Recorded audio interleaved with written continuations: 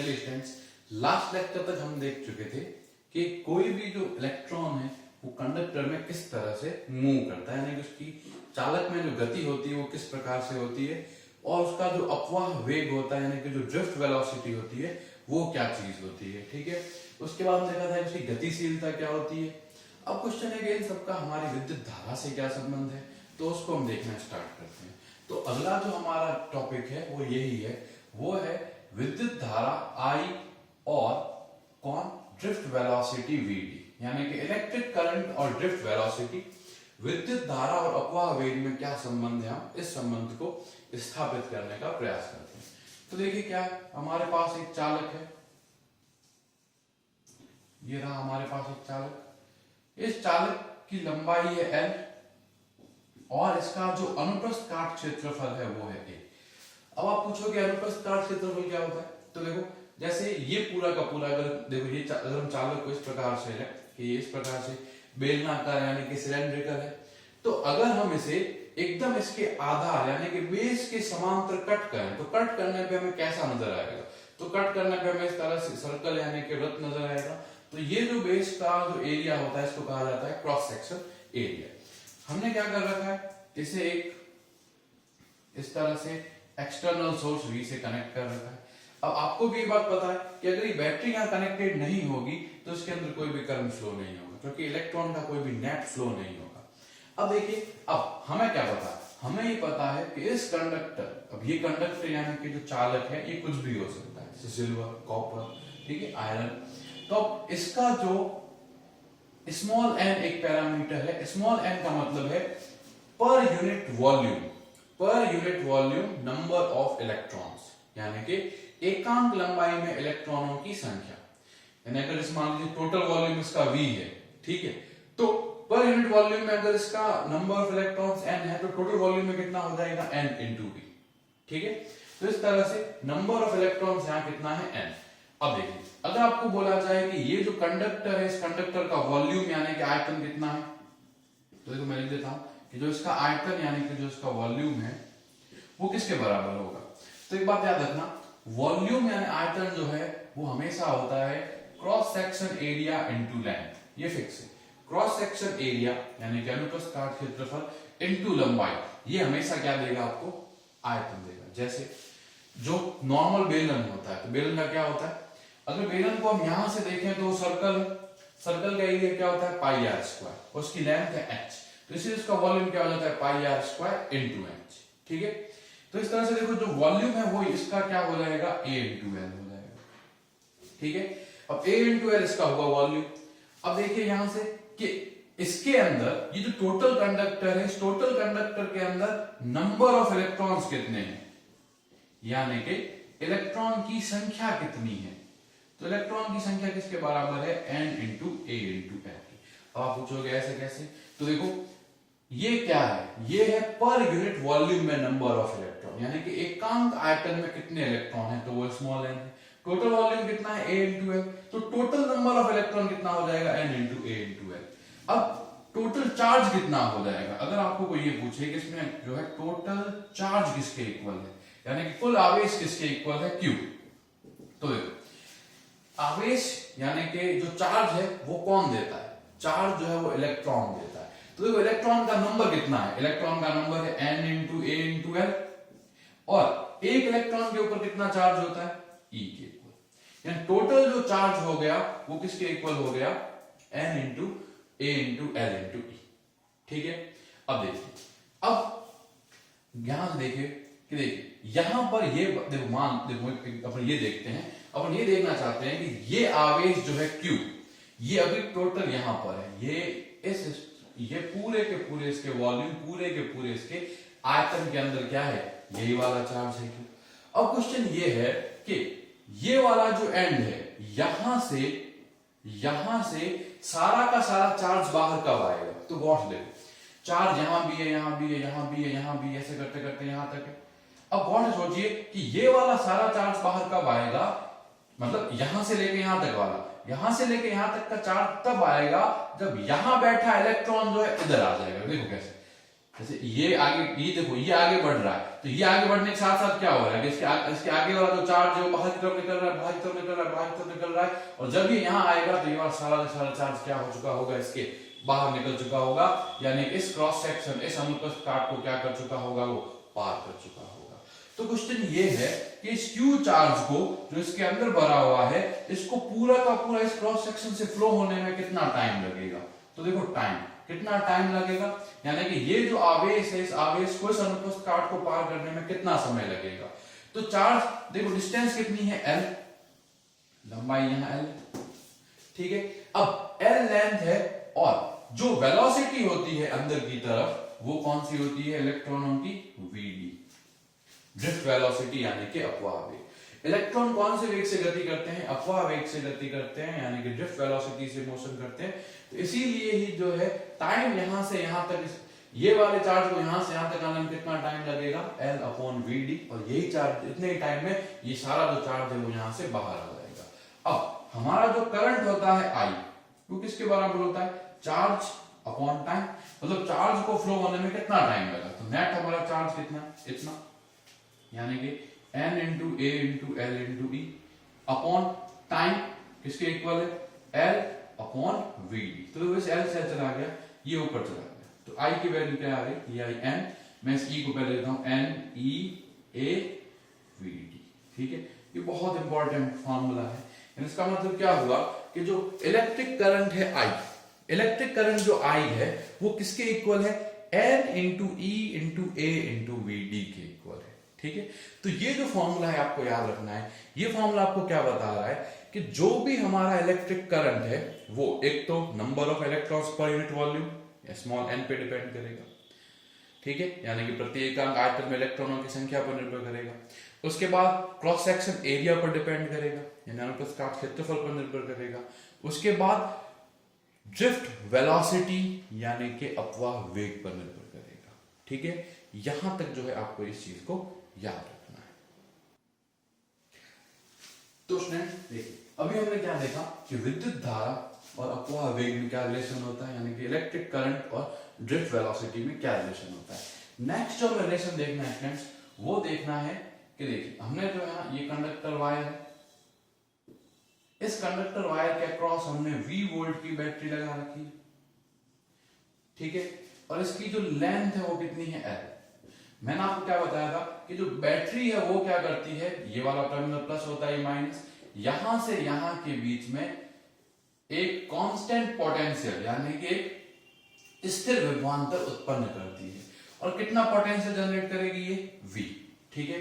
अब देखो क्या होगा, हमें ये चीज पता है कि V की जो वैल्यू होती है ना वो क्या होती है, वो होती है E इंटू L, ठीक है।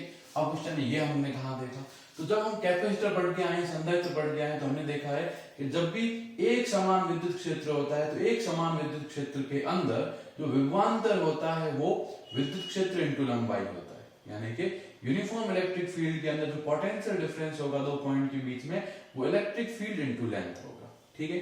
अब देखिए हमें क्या चाहिए, हमें चाहिए V मतलब पोटेंशियल और Vd मतलब ड्रिफ्ट वेलोसिटी, इन दोनों के बीच का रिलेशन चाहिए, ठीक है। तो देखो कैसे आएगा, आपको क्या पता है कि जो Vd होता है ड्रिफ्ट वेलोसिटी वो होता है माइनस का E tau upon m into E vector. ये तो हम देख चुके हैं कल के लेक्चर के अंदर कि ड्रिफ्ट वेलोसिटी का यही स्टैंडर्ड फॉर्मूला होता है। अब मैं मॉड ले लेता हूं, ठीक है। तो ये क्या हुआ, Vd is equal to E tau m और फिर ये क्या हो गया E।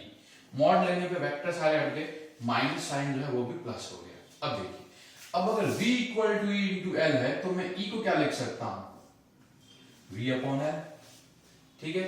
यानी कि जो मेरा Vd होगा वो किसके इक्वल आ गया, E tau m into V और अपॉन क्या हो गया L। तो ये क्या हो गया आपका, ये आपका हो गया अपवाह वेग और विभवांतर के बीच में क्या संबंध होता है, यानी कि जो हमारा ड्रिफ्ट वेलोसिटी है और जो हमारा पोटेंशियल डिफरेंस है दोनों टर्मिनल के बीच में और जो यहाँ पे बैटरी का, उन दोनों में क्या रिलेशन होता है, ये हमारा यहां तक हुआ। तो स्टूडेंट्स यहां तक हम क्या देख चुके हैं, हमने देख लिया कि I जो है वो फॉर्मूला होता है N इंटू ए इंटू NeAVD, यानी कि विद्युत धारा और अपवाह वेग के बीच में ये संबंध होता है I इक्वल टू NeAVD। और अभी हमने देखा कि जो Vd का जो फॉर्मूला होता है ना, Vd का फॉर्मूला अपवाह वेग और पोटेंशियल के बीच की बात कर रहे हैं हम, तो ये होता है E tau upon m into capital V upon L। तो स्टूडेंट्स ये दोनों हमारे पास रिलेशन हो गए। अब क्वेश्चन है कि इन दोनों का हम क्या करें। तो हम अब एक बहुत ही इंपॉर्टेंट रिलेशन की तरफ जाते हैं, उसको हम बोलते हैं क्या, ओम का नियम। ठीक है, यानी कि ओम्स लॉ। अब क्वेश्चन है कि ओम्स लॉ कैसे डेराइव होगा। तो देखिए हम क्या करते हैं कि ओम्स लॉ का डेरिवेशन करने के लिए यहां से जो Vd है, इस Vd की वैल्यू को यहां पुट कर देते हैं। यानी एक तो हमारे पास संबंध है विद्युत धारा और अपवाह वेग के बीच में, एक हमारे पास है अपवाह वेग और जो हमारा पोटेंशियल डिफरेंस विभवांतर है V, उन दोनों के बीच में। तो देखिए स्टूडेंट्स I का वैल्यू क्या है, I का वैल्यू आया NeA, देखो NeA इंटू Vd की ये वाली वैल्यू यहां पुट कर दो, तो ये क्या होगा E टॉ अपॉन m, इस L को यहां लिख लीजिए और इस V को यहां लिख लीजिए। क्लियर।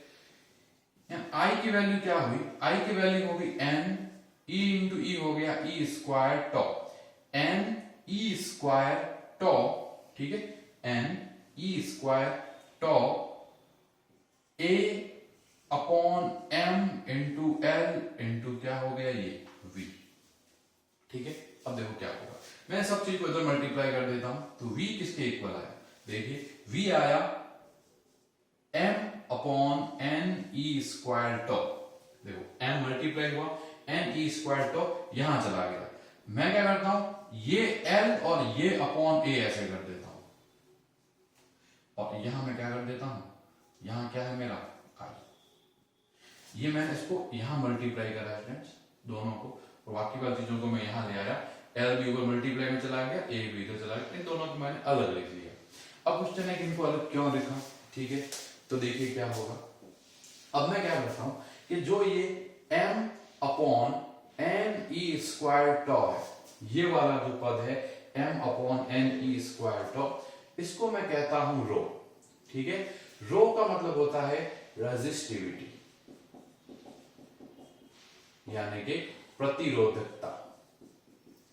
आप इसको स्पेसिफिक रेजिस्टेंस या फिर विशिष्ट प्रतिरोध भी कह सकते हो।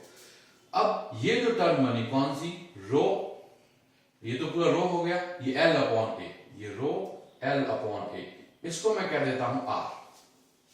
ठीक है, तो रो L अपॉन A क्या हो गया हमारा, R हो गया। अब देखिए, अब मैं V को क्या लिख सकता हूं, V को मैं लिख सकता हूं, देखिए अब ये कंप्लीट चीज क्या हो गई R, और ये क्या हो गया R। तो देखिए V इक्वल टू हमारा क्या आया, R इंटू I। ठीक है, अब V equal to R into I क्या बताता है, V equal to R into I ये बताता है कि किसी भी कंडक्टर यानी कि चालक में फ्लो होने वाला जो करंट है, वो उसके अक्रॉस जो पोटेंशियल डिफरेंस होगा, जो विभवांतर होगा, उसके क्या होगा, समानुपाती होगा। ठीक है, तो यही जो चीज है ना, ये आपका क्या कहलाता है, ओम्स लॉ कहलाता है, या फिर ओम का नियम कहलाता है। ठीक है, यहां तक आई होप क्लियर हुआ होगा। लेकिन देखिए इसे हम कहते हैं, देखो गौर से, विभवांतर यानी कि पोटेंशियल डिफरेंस, ये भी एक स्केलर यानी कि अदिश राशि है, I यानी कि विद्युत धारा, ये भी एक अदिश राशि है। तो इस क्वांटिटी को हम वास्तव में, इस एक्सप्रेशन को ये बोलते हैं कि ओम्स लॉ का स्केलर फॉर्म। ये कौन सा फॉर्म है, स्केलर फॉर्म है, यानी कि ये कैसा रूप है, अदिश रूप है। अब क्वेश्चन है कि अगर ये अदिश रूप है तो क्या इसका कोई सदिश रूप भी पॉसिबल है, तो देखिए हम देखते हैं कि क्या इसका कोई सदिश रूप भी पॉसिबल है। ठीक है, अब देखिए, अब हम लोग निकाल रहे हैं, ज्यादा इसमें हम कोई चेंजेस नहीं करेंगे। ठीक है, देखिए हम क्या करेंगे, मैं इस एक्सप्रेशन को देखता हूं, ए, इसको मैं एक्सप्रेशन स्टार बोल देता हूं, और स्टार वाले एक्सप्रेशन के अंदर ए, देखो इसको मैं दे देता हूं I अपॉन A।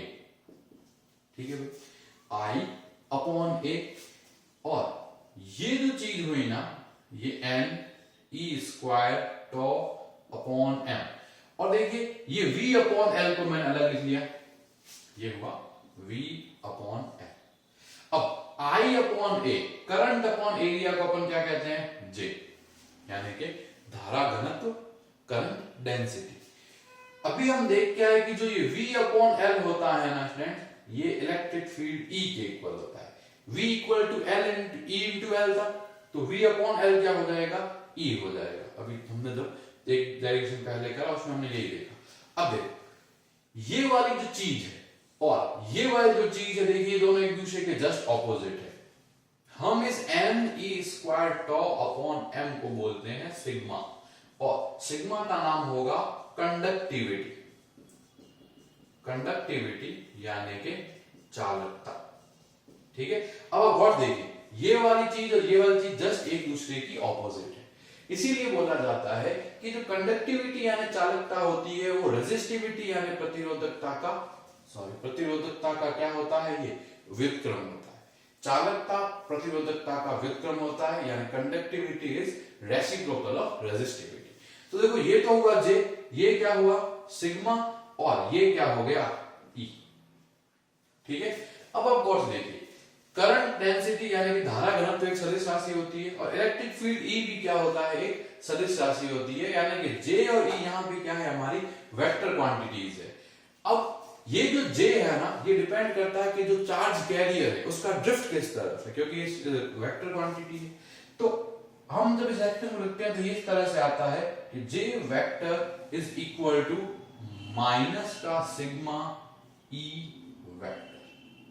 ठीक है, अब क्वेश्चन है कि नेगेटिव क्यों आया, ये नेगेटिव करंट इसलिए बता रहा है कि इलेक्ट्रिक फील्ड इलेक्ट्रॉन को जब इफेक्ट कर रहा है ना, तो इलेक्ट्रिक फील्ड की ऑपोजिट डायरेक्शन में इलेक्ट्रॉन मूव कर रहे हैं, इसलिए ये जो साइन है इलेक्ट्रॉन का करंट जो है, याद रखिए इलेक्ट्रॉन्स का जो करंट होगा वो उसके ड्रिफ्ट के ऑपोजिट होगा। ठीक है, पॉजिटिव जो चार्ज होगा, अगर मान लीजिए इलेक्ट्रॉन की जगह कोई पॉजिटिव चार्ज होता जैसे कि होल्स होते, तो यहां पर वो प्लस का सिग्मा E वेक्टर दिया था। ठीक है, ये जो चीज है ना स्टूडेंट, ये कहलाती है ओम्स लॉ। ये भी ओम का नियम ही है, ये भी क्या है, ओम्स लॉ ही है, लेकिन इसको हम क्या बोलते हैं, ओम्स लॉ का वेक्टर फॉर्म कहते हैं, यानी कि ये क्या है, ओम के नियम का सदिश रूप है। तो स्टूडेंट्स आई होप यहां तक आपको समझ में आया होगा कि जो ओम्स लॉ होते हैं वो क्या होता है। ठीक है, ये तो अभी हमने नहीं पढ़ा, लेकिन जो इसका डेरिवेशन है वो हमने जरूर कर लिया। ठीक है, अब ये जो हमने डेरिवेशन करा है, इस डेरिवेशन के हिसाब से आपको पता चल रहा है कि ओम का जो लॉ है उसके दो फॉर्म होते हैं।